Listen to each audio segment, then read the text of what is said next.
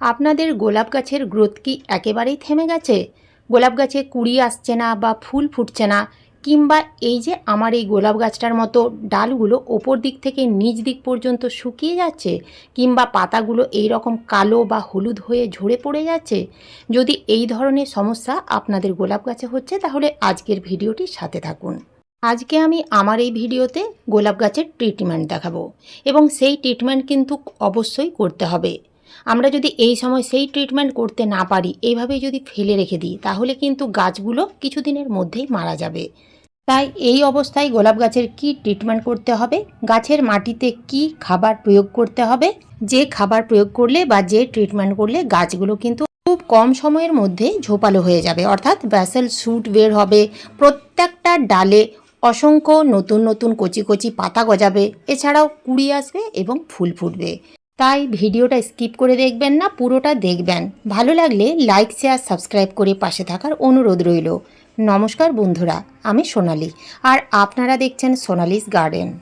বন্ধুরা, এখন আগস্ট মাসের মাঝামাঝি সময়, কন্টিনিউ বৃষ্টি হয়েই চলেছে। গোলাপ গাছের মাটি সব সময় ভিজে প্যাচপ্যাচে থাকার কারণেই কিন্তু এই অবস্থা হয়েছে। গাছের মাটিতে যদি ফাঙ্গাস লেগে যায়, তাহলে কিন্তু গোলাপ গাছের ডালগুলো এইরকম উপর দিক থেকে নিচ দিকে আস্তে আস্তে শুকিয়ে যেতে থাকে। গোলাপ গাছের ডাইব্যাক বলে। এই ডাইব্যাক যদি গোলাপ গাছে একবার লাগতে শুরু করে, তাহলে কিন্তু একটা ডাল থেকে বিভিন্ন ডালে ছড়িয়ে পড়ে। তাই গোলাপ গাছের ডাইব্যাক একেবারেই রাখা যাবে না। প্রত্যেকটা গোলাপ গাছের ডাল, যে ডালগুলো শুকিয়ে গেছে, সেই ডালগুলো কিন্তু কাটার দিয়ে কেটে ফেলতে হবে। তবে আপনারা যে কাটার বা কাঁচি ব্যবহার করবেন, সেই কাটার বা কাঁচি অবশ্যই ডেটল বা স্যাভলন দিয়ে স্যানিটাইজ করে নেবেন। কেননা এখন তো বর্ষাকাল, যে কোনো কারণেই ফাঙ্গাস লেগে যেতে পারে। তো আমি দেখুন, গোলাপ গাছের যে ডালগুলো শুকিয়ে গেছে, সেই ডালগুলো কেটে ফেলে দিচ্ছি। তবে বন্ধুরা, এমনভাবে কাটবেন যেখানে শুকিয়ে গেছে তার একটু নিচের থেকে কাটবেন, একেবারে সেম জায়গায় কাটবেন না। যেমন এই ডালটা দেখুন, এই যে আমি এখানে কেটে দিচ্ছি, তার একটু আগে পর্যন্ত শুকিয়ে গেছে, তাই আমি তার শুকনো ডালের একটু নিচ পর্যন্ত কেটে দিলাম। এই যে এখানে দেখুন, এই যে ডালের উঁচু অংশ আছে, সেই উঁচু অংশ থেকে আবার নতুন নতুন ডাল বের হবে। তো আপনাদের গোলাপ গাছের প্রত্যেকটা শুকনো ডাল, শুকনো পাতা, এছাড়াও যে ডালগুলো একেবারে লিকলিকে হয়ে গেছে, সেই প্রত্যেকটা ডাল কিন্তু কেটে ফেলে দিতে হবে। গোলাপ গাছে ফাঙ্গাসের আক্রমণ বেশি হয়। গোলাপ গাছে একবার যদি ফাঙ্গাস লাগতে শুরু করে, তাহলে কিন্তু এই ধরনের সমস্যাগুলো দেখা দেয়। পাতার মধ্যে ছোপ ছোপ হতে শুরু করে, গোলাপ গাছের পাতাগুলো হলুদ হয়ে শুকিয়ে ঝরে পড়ে যায়, এছাড়াও গাছের গ্রোথ থেমে যায়। তাই এই কাজটা আপনাদের প্রথমেই করতে হবে। এখন তো বর্ষাকাল, তো খুব কম সময়ের মধ্যেই দেখবেন টবের মধ্যে আগাছায় ভরে যাচ্ছে। তো সেই আগাছা কিন্তু গোলাপ গাছের মাটিতে একেবারেই রাখা যাবে না। সেই আগাছার জন্য গাছের মাটিতে ফাঙ্গাস লাগতে শুরু করে। আগাছা থাকলে সেই আগাছাগুলো তুলে ফেলে দিতে হবে। এছাড়াও টবের মাটিতে যদি শুকনো ঘাস থাকে, কিংবা শুকনো ফুল পড়ে থাকে বা পাতা পড়ে থাকে, সেগুলো সবই তুলে ফেলে দিয়ে গাছের মাটি একেবারে পরিষ্কার রাখতে হবে। এরপরে আপনাদের যে কাজটা করতে হবে তা হলো ফাঙ্গিসাইড। যে কোনো ফাঙ্গিসাইড আপনাদের পুরো গাছের ডালে লাগিয়ে দিতে হবে। আমি এখানে সাব ফাঙ্গিসাইড ব্যবহার করছি। সাব ফাঙ্গিসাইড একটু জল দিয়ে কাদা কাদা করে গুলে নিয়ে তুলির সাহায্যে প্রত্যেকটা ডাল ঠিক এইভাবে লেপে দিতে হবে। এছাড়াও কাটা অংশের মাথাগুলো খুব ভালোভাবে প্রলেপ দিতে হবে। তা না হলে এখন তো বর্ষাকাল, বৃষ্টির জল পেয়ে কিন্তু আবার গাছের ডালগুলোয় ফাঙ্গাস লাগতে শুরু করবে, আস্তে আস্তে পুরো গাছ কিন্তু মারা যাবে। তাই এই কাজটা আপনাদের কিন্তু করতেই হবে। শুধুমাত্র গোলাপ গাছে এই একবার ফাঙ্গিসাইডের প্রলেপ দিলেই হবে না, প্রত্যেক সপ্তাহে একবার করে ফাঙ্গিসাইড গোলা জল গাছে স্প্রে করতে হবে। এছাড়াও টবের মাটি একটু আলগা করে খুশে নিতে হবে। যদি ভেজা প্যাচপ্যাচে থাকে, তাহলে এই সময় খুশবেন না, মাটি একটু শুকিয়ে নেবেন, তারপরেই আপনারা এই কাজটা করবেন। তবে টবের উপরিভাগ সামান্য একটু খুশে দেবেন।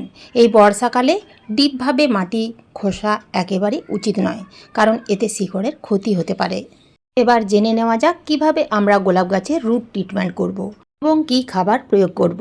রুট ট্রিটমেন্ট করার জন্য প্রথমেই আমাদের ছত্রাকনাশক গোলাপ গাছের মাটিতে ছড়িয়ে দিতে হবে। আপনাদের কাছে যদি টাইকোডার্মা ভিরিডি থাকে, তাহলে 1 চামচ ছড়িয়ে দেবেন। যদি না থাকে, তাহলে সাব ফাঙ্গিসাইড দিতে হবে।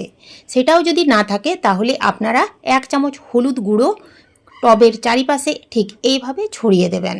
গাছের মাটিতে কিংবা শিকড়ে যদি ফাঙ্গাস লাগে তাহলে ঠিক হয়ে যাবে। এরপরে যে খাবার দিতে হবে তা হলো হাড় গুঁড়ো কিংবা বোন ডাস্ট। হাড় গুঁড়ো বা বোন ডাস্ট দু রকমের পাওয়া যায়, এই রকম সাদা কালারের একটা, যেটা স্টিম বোন ডাস্ট, আর একটা এই রকম। আপনাদের হাতের কাছে যেটা থাকবে সেটাই দেবেন, তবে স্টিম বোন ডাস্ট হলে ভালো হয়। তো টবের চারিপাশে 1 চামচ খুব ভালোভাবে এইভাবে ছড়িয়ে দিতে হবে। এই বোন ডাস্টের মধ্যে থাকে প্রচুর পরিমাণে ফসফরাস, ক্যালসিয়াম, এছাড়াও বিভিন্ন পুষ্টিগুণ। ফসফরাস বা ক্যালসিয়ামযুক্ত খাবার গাছের মাটিতে দিলে গাছে নতুন নতুন প্রচুর পরিমাণে শিকড় গজাতে, এছাড়াও কাণ্ড মোটা রাখতে, নতুন নতুন ডালপালা বিস্তারে সাহায্য করে, এছাড়াও গাছের গ্রোথ সুন্দর করে। এরপরে যে খাবার দিতে হবে তা হলো 1/2 চামচ চুন। চুন মাটিতে দিলে ক্যালসিয়াম ও ম্যাগনেসিয়ামের ঘাটতি পূরণ হয়, গাছের বৃদ্ধি বিকাশে সাহায্য করে, এছাড়াও রোগ প্রতিরোধ ক্ষমতা বাড়িয়ে তোলে। মাটির মধ্যে শামুক জাতীয় কেঁচো, কেন্ন, বিশেষ করে বর্ষাকালে বিভিন্ন রকমের পোকামাকড়ের উপদ্রব হয়, সেগুলো কিন্তু দূর হয়ে যায়। সবশেষে দিতে হবে 1 চামচ এপসাম সল্ট অর্থাৎ ম্যাগনেসিয়াম সালফেট। এই এপসাম সল্ট গাছের মাটিতে দিলে গাছের বৃদ্ধি খুব তাড়াতাড়ি হয়, এছাড়াও গাছে প্রচুর পরিমাণে শাখা পোশাখা বিস্তারে, গাছের পাতা সবুজ রাখতে, এছাড়াও ফুল আনতে সাহায্য করে। এই প্রত্যেকটা খাবার আপনারা কিন্তু 10 ইঞ্চি টবের মাটিতে দিয়ে যাবেন। ছোট পট হলে বা ছোট গাছ হলে পরিমাণ কমিয়ে দেবেন। প্রত্যেকটা খাবার গাছের মাটিতে দেওয়া হয়ে গেলে মাটির সাথে ঠিক এইভাবে খুব ভালোভাবে মিশিয়ে নিতে হবে। তারপরে আপনারা কিন্তু টবের মাটিতে জল দেবেন। অতিরিক্ত জল দিয়ে দেবেন না, কেননা খাবারগুলো ড্রেনেজ হোল দিয়ে বাইরে বেরিয়ে যেতে পারে, তাই যতটুকু প্রয়োজন ততটুকুই জল দেবেন। আমাদের এখানে কন্টিনিউ বৃষ্টি হয়েই চলেছে।